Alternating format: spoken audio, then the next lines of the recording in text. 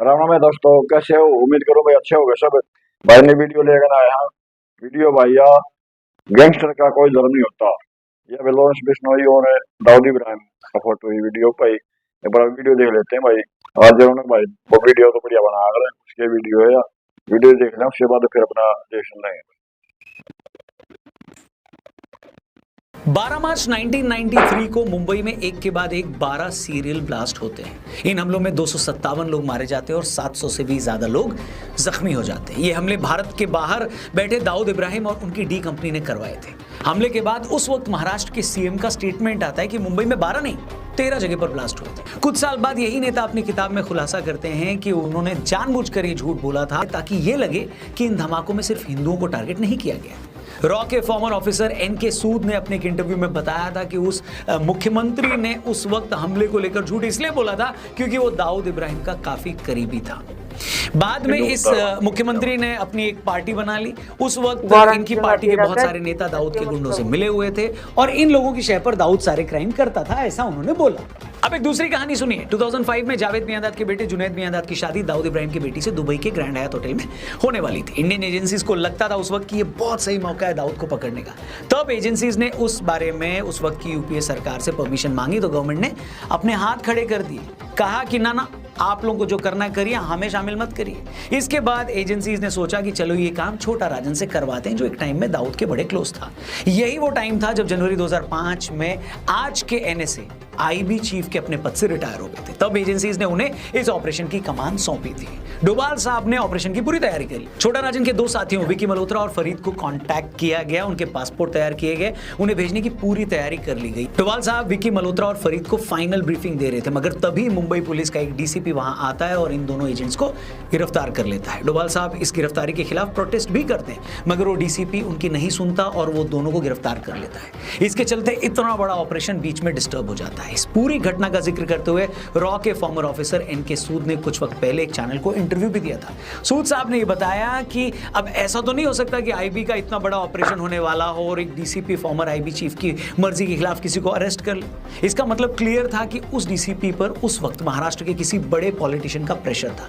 उस पॉलिटिशियन के पास उसके सोर्सेस के थ्रू दाऊद के खिलाफ होने वाले ऑपरेशन की जानकारी पहुंच गई और इससे पहले कि आईबी कुछ कर पाती उसने ही ये सारा ऑपरेशन डिस्टर्ब करवा दिया। वीडियो के शुरू में मैंने आपको ये दोनों किस्से इसलिए बताया क्योंकि इसके पीछे अपनी वजह है। आज जो लोग लॉरेंस को हिंदू बताकर उसके नाम की छाती कूट रहे हैं उन्हीं लोगों से ये पूछना चाहता हूं कि जब दाऊद इब्राहिम जैसे लोग मजहब के नाम पर पूरे हिंदुस्तान को बर्बाद करने में लगे थे तब क्या किसी को उसका धर्म नजर नहीं आया?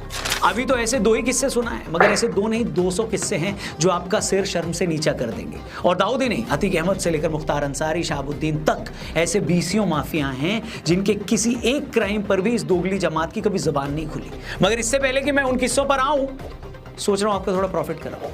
मैं आपको एक ऐसे प्लेटफॉर्म के बारे में बताना चाहता हूं जहां पर आप जब चाहो अपने फोन और टाइम को यूज करके पैसे इन्वेस्ट कर सकते हो। बात कर रहा हूं मैं बिनोमो की। एक ऐसा प्लेटफॉर्म है जहां आप ऑनलाइन इनकम जनरेट कर सकते हो। यहां पर आपको चार्ट देखना होता है, ट्रेड अप या डाउन करना होता है और इससे आपको ट्रेड अमाउंट का 90% तक प्रॉफिट भी मिल सकता है। इसके लिए सबसे पहले हम लोगों ने बिनोमो पे रजिस्टर किया, 15 सेकंड में हो गया। फिर हमने अपना पहला डिपॉजिट 3000 INR तक किया, रोजाना 2-3 बार ट्रेडिंग शुरू करी।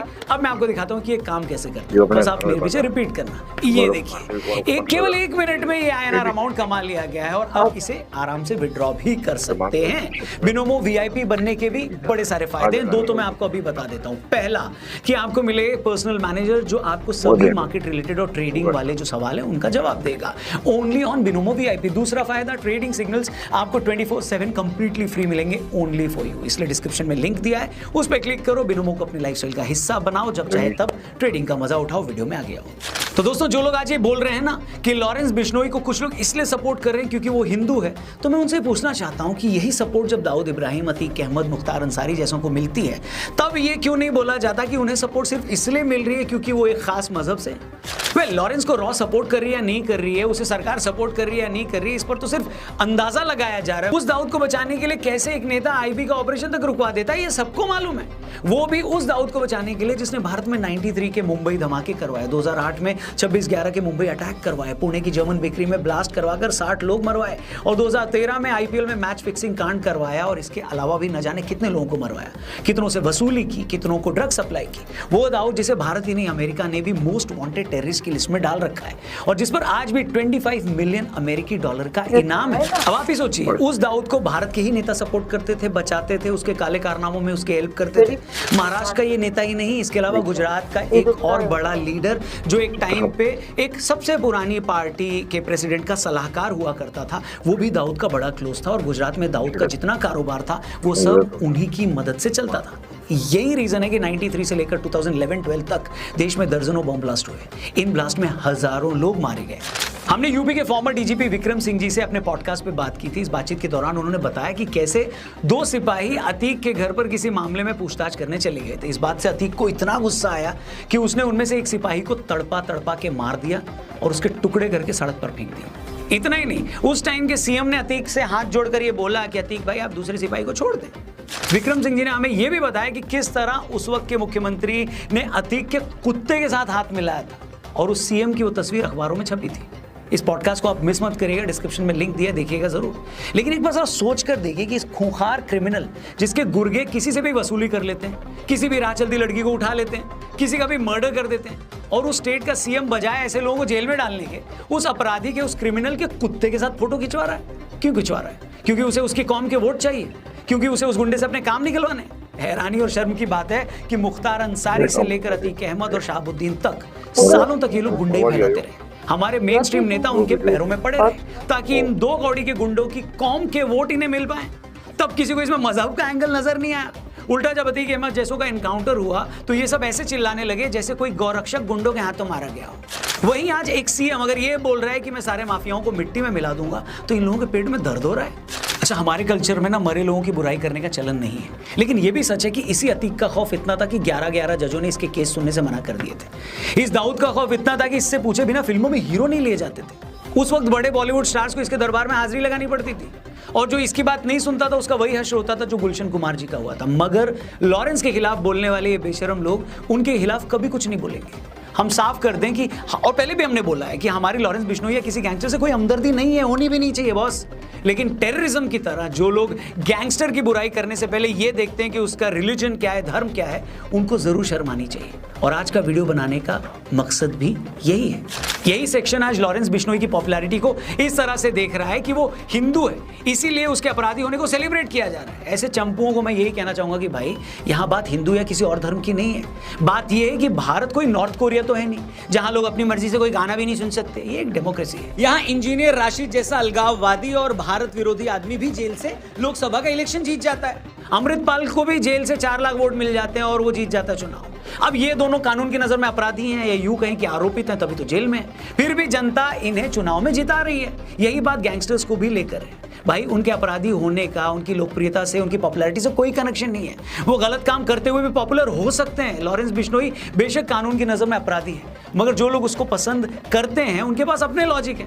हम उन लॉजिक्स को सही या गलत नहीं मानते, मगर इतना जरूर है कि इसे उसके हिंदू होने से नहीं जोड़ना चाहिए और आप नहीं जोड़ सकते। मगर यहां भी कुछ लोगों की बेशर्मी और हिपोक्रेसी साफ दिखती है। लॉरेंस जैसों के फेवर में अगर 2 लोग भी खड़े हो गए हैं तो एक कौम ने उसे उनके धर्म से जोड़ दिया है। लेकिन देश के मोस्ट वांटेड अपराधी दाऊद इब्राहिम जैसों पर तो आज तक 5-5 फिल्में और वेब सीरीज बन चुकी है। अभी पिछले साल ही नेटफ्लिक्स पर एक और वेब सीरीज आई थी, मुंबई मेरी जान, वो भी दाऊद की लाइफ पर बनी थी। इस वेब सीरीज को भी फरहान अख्तर के प्रोडक्शन हाउस ने प्रोड्यूस किया था। इससे पहले 2007 में shootout at Wadala film आई थी, वो भी दाऊद की लाइफ से के कुछ इंसिडेंट्स पर बेस्ड थी, जिसमें अनिल कपूर और जॉन इब्राहिम मेन रोल में थे। 2017 में दाऊद की बहन हसीना पारकर की लाइफ पर इसी नाम से एक मूवी आई थी। इसके अलावा निखिल आडवाणी की डी-डे और इमरान हाशमी की once upon a time in Mumbai फिल्में भी दाऊद के आसपास बनी थी। और इन फिल्मों के अलावा हिंदी फिल्मों में ऐसे कितने कैरेक्टर हैं जो सीधे दाऊद इब्राहिम पर बेस्ड है। मेरा क्वेश्चन ये है बॉस कि लॉरेंस बिश्नोई को लेकर तो सोशल मीडिया पर लोग पोस्ट कर रहे हैं, उसी से एक सेक्शन को उनका धर्म दिखने लगा है कि देखो इनको सेलिब्रेट कर रहे हैं, इन्हें ऑब्जेक्शन होने लगा है कि उसे हीरो क्यों बनाया जा रहा है। लेकिन दाऊद का महिमा मंडन तो बड़े बड़े डायरेक्टर्स और एक्टर्स फिल्में बना बनाकर लगातार कर रहे हैं, उसका क्या?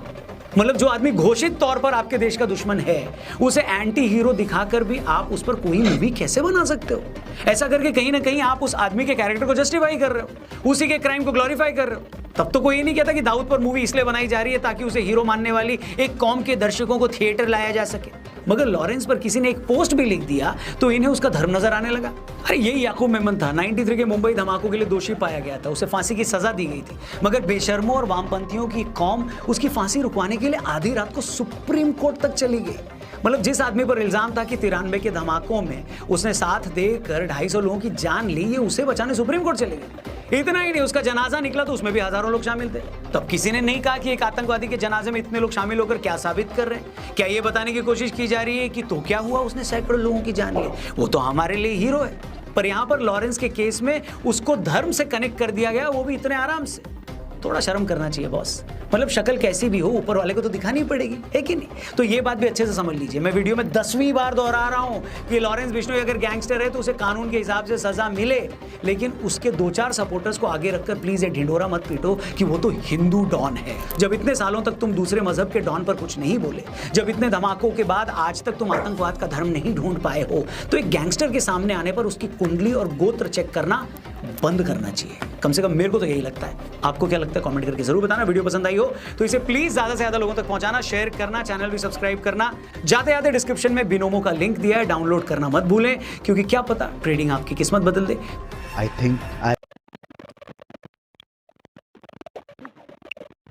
तो दोस्तों कैसी लगी वीडियो से भाई? बहुत बढ़िया। भाई इसमें तो कितने हुए हैं, वो बात है भाई, गैंगस्टर का कोई जात धर्म नहीं होती।